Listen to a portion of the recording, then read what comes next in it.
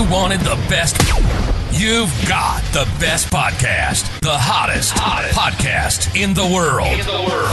The Chris Voss Show, the preeminent podcast with guests so smart you may experience serious brain bleed. The CEOs, authors, thought leaders, visionaries, and motivators. Get ready. Strap yourself in. Keep your hands, arms, and legs inside the vehicle at all times, because you're about to go on a monster education roller coaster with your brain. Now, here's your host, Chris Voss. Hello, this is Voss here from the exponential.com. Ladies and gentlemen, the earliest things that makes official. Welcome to the big show. As always, the Chris Voss Show. His family loves you, but doesn't judge you, at least not as harshly as the rest of the world, because you're here to learn, you're here to grow, you're here to do all the things. Be sure to refer the show to your family, friends, and relatives. Go to youtube.com/Chris Voss, linkedin.com/Chris Voss, Facebook.com/Chris Voss, and all those crazy places on the internet. Opinions expressed by guests on the podcast are solely their own and do not necessarily reflect the opinions of the host or the Chris Voss Show. Some guests of the show may be advertising on the podcast, but it is not an endorsement or review of any kind. Continuing, amazing young man on the show, we're going to be talking with William Meisel about his new book called Computing Power Drives the Future. We're going to get into it with him and all of his insights, et cetera, and talk about AI and some of the things that are happening in the world. Welcome to the show, William. How are you? I'm fine, thanks. Thank you, and thanks for coming on. Give us your .coms or any websites you want people to find you on the interwebs. Well, the easiest place is probably www.williammeisel.com. That's William, Meisel.com. And so give us a 30,000 overview. What's inside this new book? Well, I basically want to talk about computing power and what it implies. The available computing power at a given time is the sum of all of the processing power of systems that do digital computing. The largest sources of computer power are the computing centers of companies with racks of computers and huge installations. Mm-hmm. And there are cloud services such as Amazon Web Services that rent the most advanced computing services. Mm-hmm. We recently saw how many companies were using Amazon Web Services when the service had interruptions Monday, causing many companies using Amazon, even Amazon itself, to not be able to deliver their computer-driven services. Mm-hmm. Growth in computer power is surging. Some investments in computer centers to support the latest artificial intelligence have risen to $500 billion. Wow. Yeah. In another example, Amazon is building one of the largest computer complexes with the AI startup Anthropic on 1,200 acres in Indiana. It's composed of 7 data centers, each larger than a football stadium. Mm. Beyond these computer centers, almost all digital devices, such as mobile phones, use increasingly powerful microprocessors, chips that are small computers. Microprocessors are everywhere, from microwave ovens and washing machines to self-driving cars. Mm-hmm. All of these sources of computer power are expanding rapidly. Mm-hmm. And it's moving really fast, too, AI. Have you been surprised by that? The cost of a given amount of computing power has dropped by at least half every 2 years for decades. Mm-hmm. So this is not something new, but it's dropping even faster today. Today's artificial intelligence based on machine learning using deep neural networks, what basically all the AI that really is significant is based on, is an example of what increasing computer power has delivered. The neural network technology was fully developed in the mid-'80s, but computers were too slow and expensive to make it feasible. Mm-hmm. Compute power passed a tipping point in the last few years that made using neural networks economically feasible. Mm-hmm. In the extreme case of huge neural networks, it has given us the large language models such as ChatGPT, which impresses us with its ability to write articles on any requested subject in minutes. As compute power grows, digital technology can deliver increasing benefits to society. A major issue we should discuss is what those benefits to society will be, as well as what not to expect. Mm. Yeah, I noticed there was a bunch of people complaining on Facebook the other day about how high their power bills are getting. And one person made a comment that I kind of was like, that's an interesting thing to think about. He made a comment that our electricity bills are going up to pay for these new centers, these new power grids, and we're not the ones who benefit from it. I suppose we do in a way that you could say, well, we get to pay somebody an AI subscription.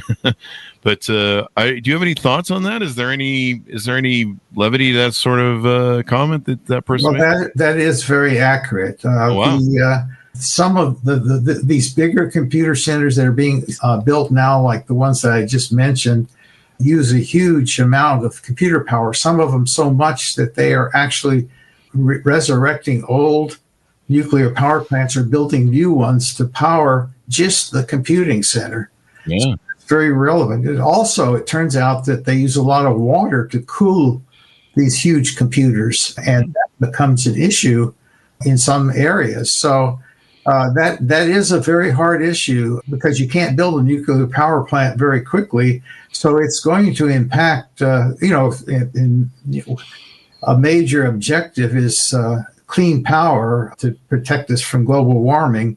And this is the opposite. I think the key point that where this is really misleading is that they think they're building these even ever larger neural networks. I mentioned the $500 billion project. It's called SmartGate from OpenAI.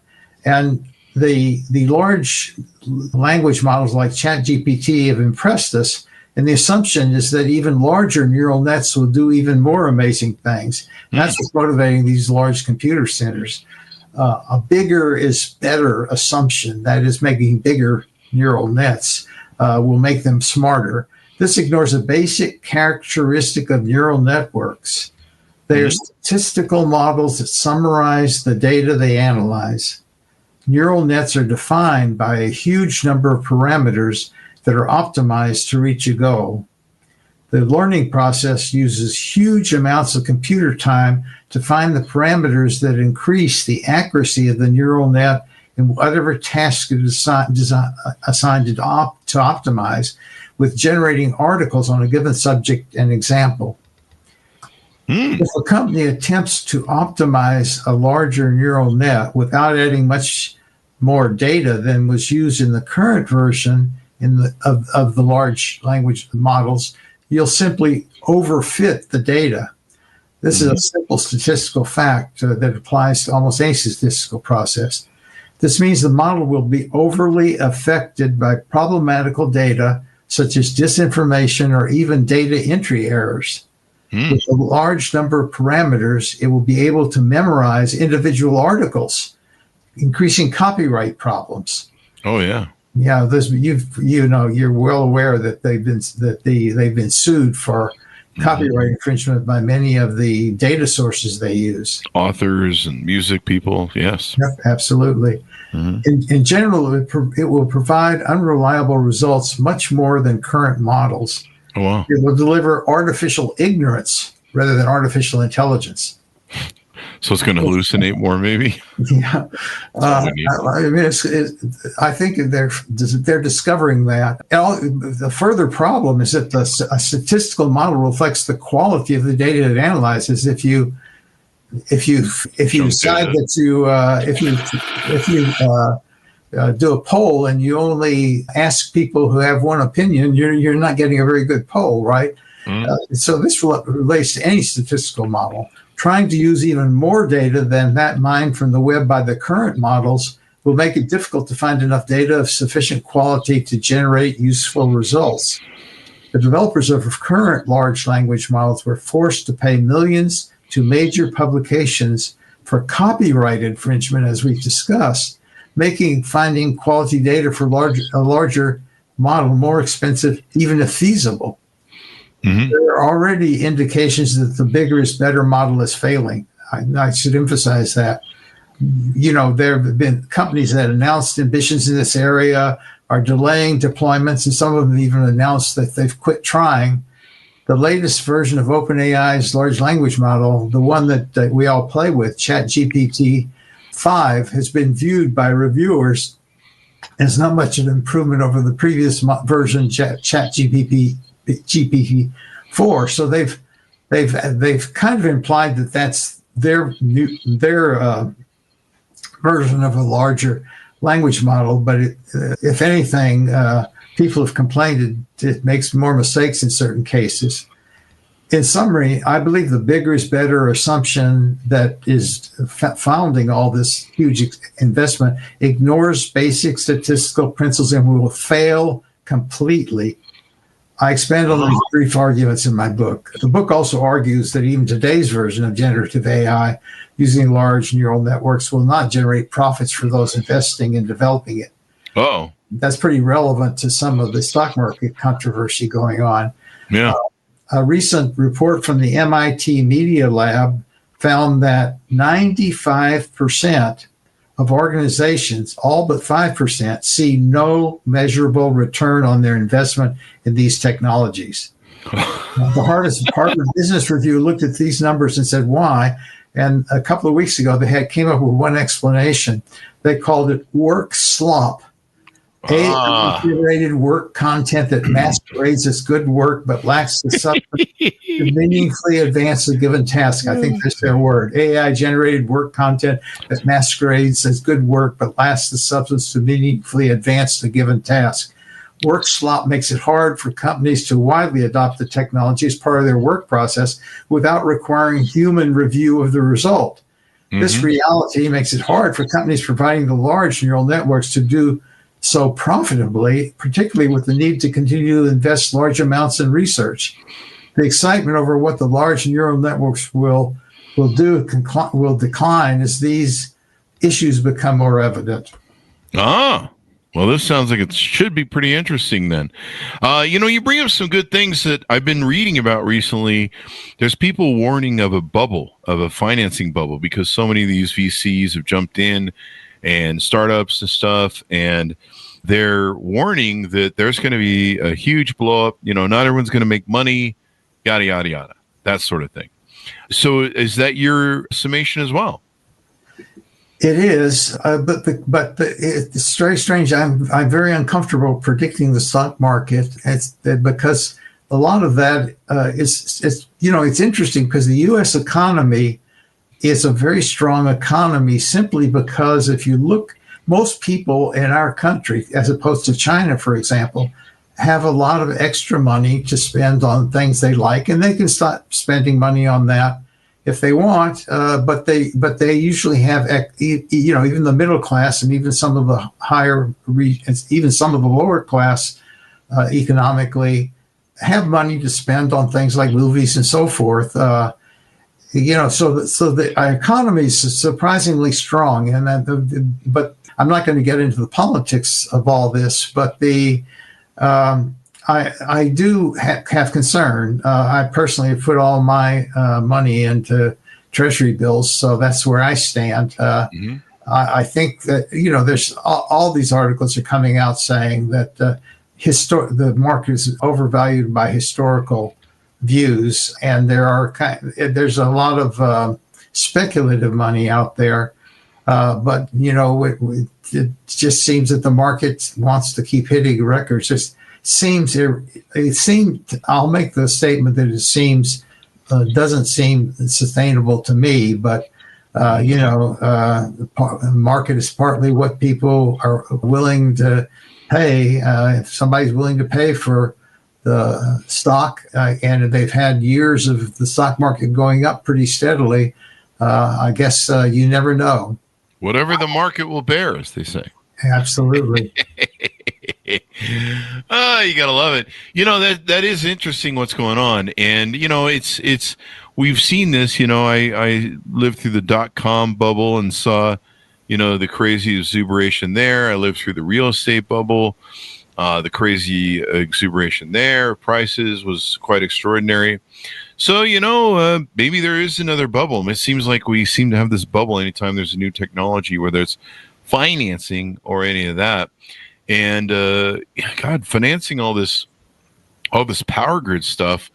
Who's paying for this building these power grids, reopening nuclear things. Is that being passed on to consumers like that gentleman has suggested, or is there is these billion-dollar companies like Mark Zuckerberg paying for it like they should? Well, there's an awful lot of a lot of the money that's coming into it is being borrowed, and it's kind of almost it's very complex financing change. A lot of this money is being spent on these very large neural networks, and people think now when you say AI, everybody thinks about the Chat GPT or the large language model, but AI has been around for a while. The neural network technology has been very successful, and people don't really, in the excitement over the large AI models, the more focused applications of AI using neural networks get lost, and those do contribute to technology. So this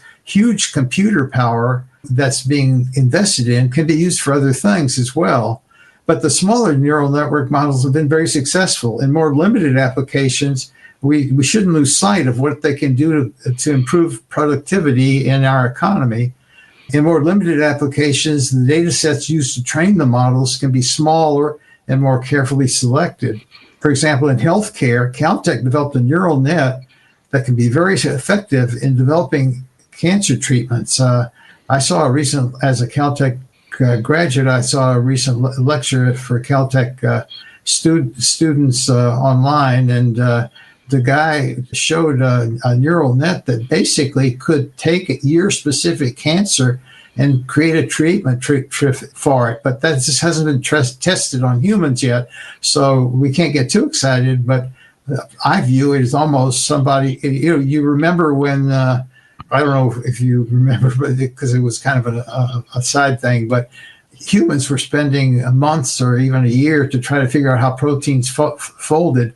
Then AI figured out how to fold all proteins folded, basically, in months. So there weren't that research. So, but I viewed what this guy did at Caltech with cancer as being the beginning of that kind of AI taking over, helping to cure cancer. But of course, when you have an experimental technique, it has to be carefully tested on humans.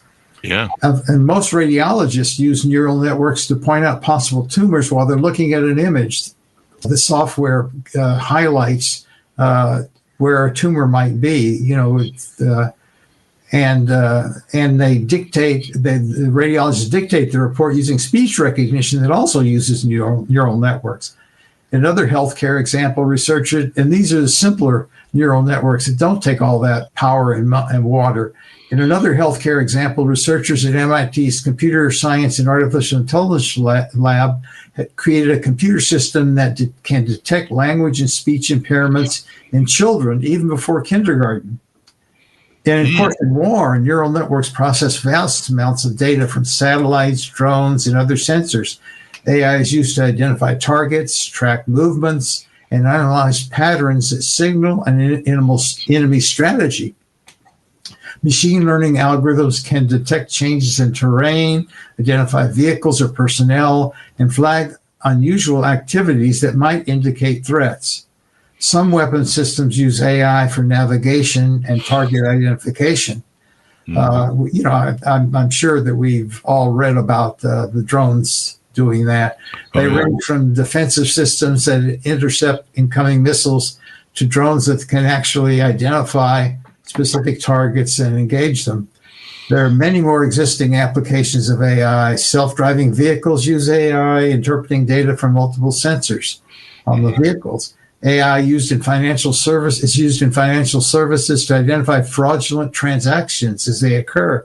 Today's translation software, if you use translation software on your mobile phone, it uses neural networks. AI drives increasingly intelligent robots. The web search we all depend on. Everybody does web search sometime. We all depend on that technology depends on using neural network technology to understand our requests. When you talk to your mobile phone, you're using neural networks because it understands it. The speech recognition now has been improved by using neural networks. And many applications that you never hear of as a consumer are used by companies internally to be more efficient and productive. Wow. So let me ask you this. I don't know if you study this or talk about this in the book, but the concern is there's going to be a lot of layoffs. There's going to be a lot of people that need to be retrained. There's, there's a lot of concern that we may have a really high unemployment with massive amounts of people laid off. I was just reading an article today. Let me pull it up here on my phone. That Amazon, I don't know if you've seen this article today. Amazon plans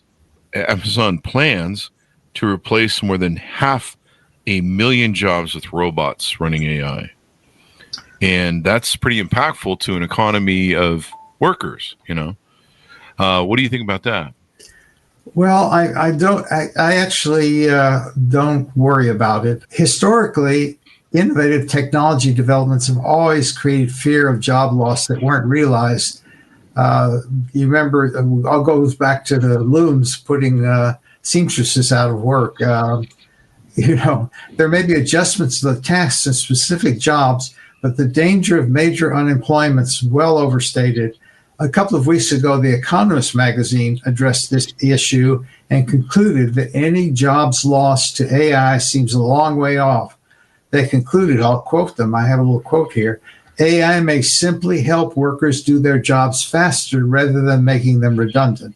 That was their conclusion. And The Economist is known for a fairly deep analysis. Oh, yeah. But, Salesforce just laid off 4,000 people, and Mark Benioff said he can't wait to lay off everyone else. With an awful lot of people. A lot of my friends in Silicon Valley are getting laid off right now. So somebody's getting laid off. But there's in some sense, when things are going well, there's a tendency to, especially in Silicon Valley, if you find somebody smart that you think you might be able to use, you hire them. So there might be some efficiency there, issues there. Of course, we're also throwing out of the country a lot of people that are here on visas. So it's not clear, where we're going to end up. We might end up with the shortage of technical workers. Yeah. But AI can create new job categories.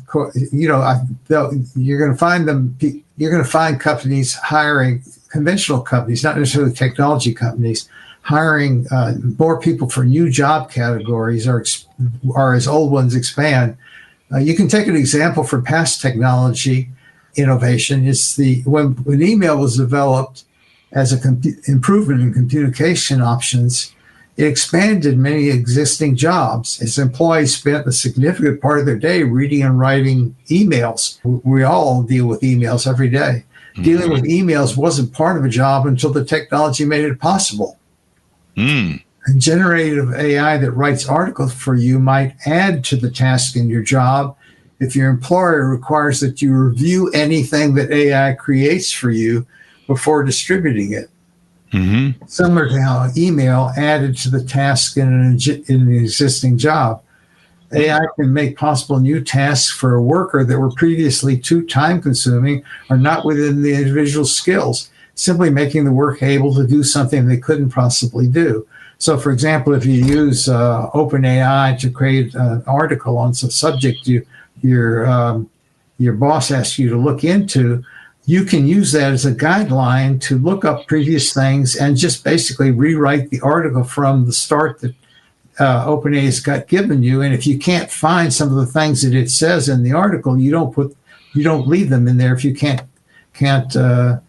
see them. So that now you've expanded the kinds of things you can do as an employee, because you probably, if you were asked to do that, it would take you too much time to do the basic research that OpenAI does for you. Another example of jobs not disappearing due to AI automation is self-driving ride services. You would think that would eliminate taxi drivers and so forth. And a recent example is the introduction of self-driving cars by Waymo in San Francisco.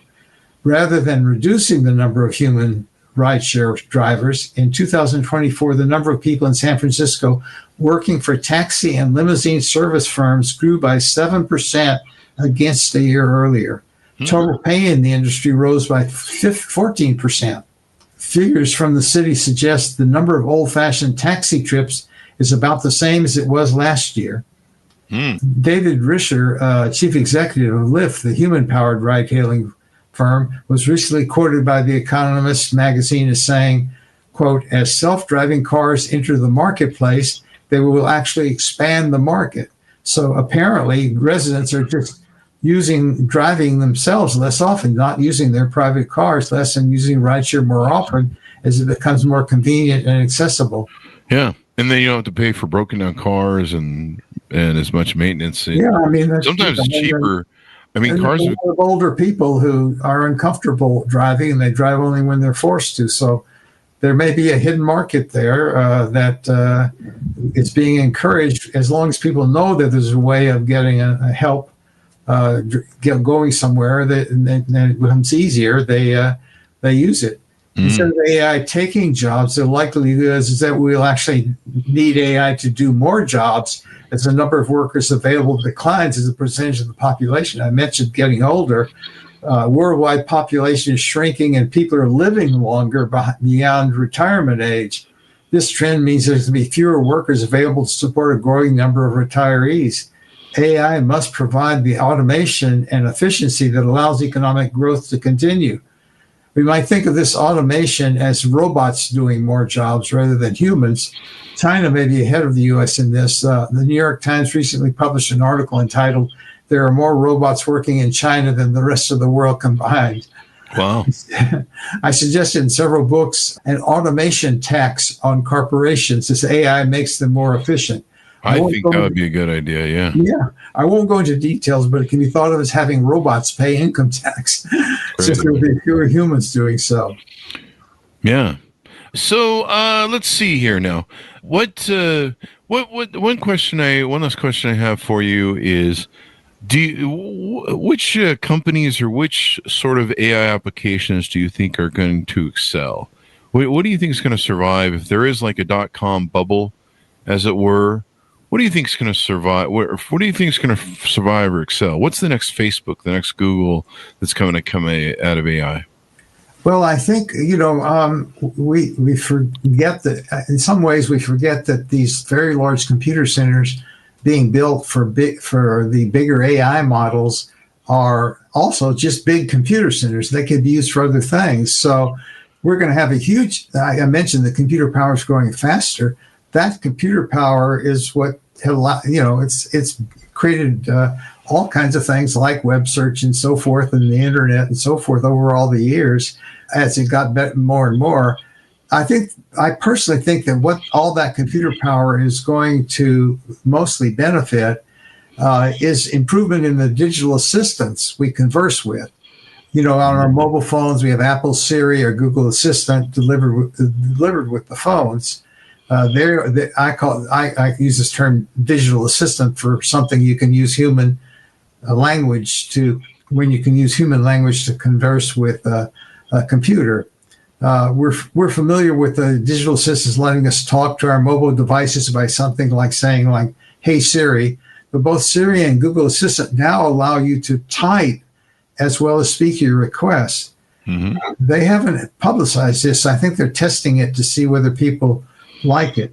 This is important because talking at times, the reason I'm bringing this up is this has been around a long time, but it hasn't been using human language to talk to computers hasn't been as impressive and used as much as you would think it would.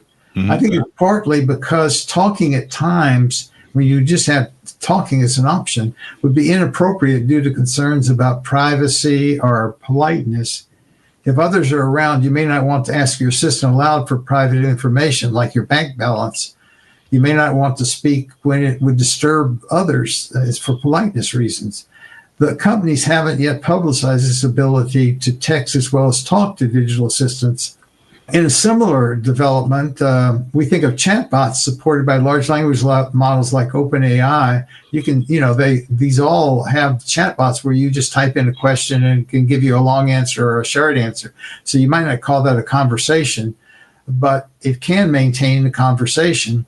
And they're now allowing users to speak to them. There's usually a little microphone icon that you can click on. And instead of typing, you can say what you want. So they are also supporting digital assistants we can talk or type with. So the growth of using human language to converse with computers by talking or typing is the major growth area, I think, of the future. Even though we see it now, it's just beginning. Speech recognition in its fundamental function of converting speech into text has already become very accurate. At least I'm impressed by things that the mobile phones can do and Amazon's Alexa and so forth. The process of understanding the resulting text is necessary to support a conversation, though. This technology, and that's understanding, not just converting it to text. This technology of interpreting text is typically called natural language processing. It's not as well developed as converting speech to text. Natural language processing is a key technology that will benefit by using more computer power to support more natural conversations. So I think that's where the computer power is going to go. Improved talk or text digital assistants will be a constant digital companion that delivers information and services and learns our personal preferences. They will make us smarter, even if only providing quick information we need with little effort on our part. If nothing else, they expand human memory beyond what the human brain can store. But beyond delivering information, they will also do tasks for us. Today's digital assistants have tools that allow interacting with other companies so that the digital assistants can deliver service from other companies. You can, for example, you can, through Apple Siri, you can ask the Bank of America to transfer $10 from your checking account to your savings account or something like that. And almost in those words, without leaving Siri. Most people don't know about that. Apple calls these functions actions, and they can do it for any company that has sort of signed up with them. Increased computer power will provide those companies that you can reach with increasingly powerful tools to support digital assistants. I believe that digital assistants becoming essential companions we can always converse with is an inevitable major trend. In the future, if not starting now, most parents will give a young child a smartphone or smartwatch for security purposes and as an educational resource. They can support teaching a child to recognize sort of as a secondary educational source. Not to do so would put a child at a disadvantage to other children. This can allow a child to speak with a digital assistant even before they can read or write. Now, think about this in the long run. I'm not sure what the long run is. It might be very short. A child growing up with this resource will want that connection with computers into adulthood, particularly as assistants do more and more, including helping us use other software and helping to shop. I don't know about you, but I'm often frustrated by trying to use a feature on my smartphone or a service on a website that where the what to do next is not very clear. It will become a powerful extension of our brain, improving our education and our skills at work. It makes us smarter. Growing computing power is a trend that would deliver its results faster than many previous major innovations, driving important changes in society and economics. I've put more detailed discussion of the points in this interview and more in my recent book, Computing Power Drives the Future. Well, it sounds like it's going to be an interesting future. Give people your .coms as we go out. Tell people how they can find you on the interwebs. Okay, you can try WilliamMeisel.com. That's William, MEIS, as in Sam, EL.com. And you'll find links to the book and so forth. More about me. Thank you, Chris. I appreciate this interview. Thank you, Bill. It's wonderful to have you on. Folks, order up his book wherever fine books are sold. You can take and find out more about that book there. I've lost the tab. Give me that title again one more time. Computing Power Drives the Future. There it is. Yeah. Drives the Future. You can find that on Amazon or wherever fine books are sold. Thank you for tuning in to our audience. Go to goodreads.com/Chris Voss, LinkedIn.com/Chris Voss. Chris Voss, one of the TikTok and all those crazy places on the internet. You go to each other. Stay safe. We'll see you next time. And that should have us out. Great show.